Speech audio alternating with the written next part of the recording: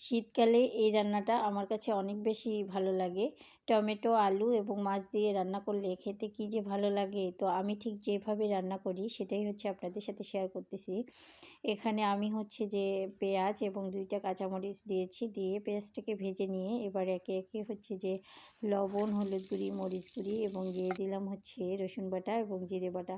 এখানে আমি বেশি মশলা অ্যাড করব না, শুধু হচ্ছে রসুন বাটা এবং জিরে বাটা দিয়েই এই রান্নাটা আমি করি, আর এভাবেই কিন্তু খেতে অনেক বেশি ভালো লাগে।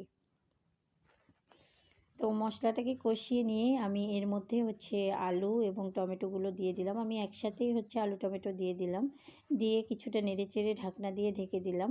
এভাবে ঢাকনাটা তুলে আমি কিছুটা সময় কষিয়ে নিচ্ছি, খুব ভালোভাবে কষিয়ে নিব। খুব ভালোভাবে কষিয়ে নেওয়া হয়ে গেলে আমি এর মধ্যে অ্যাড করে দিচ্ছি মাছগুলো। ভেজে রাখা মাছগুলো দিয়ে কিছুটা পানি দিয়ে আবারও আমি এভাবে নেড়েচেড়ে নিব।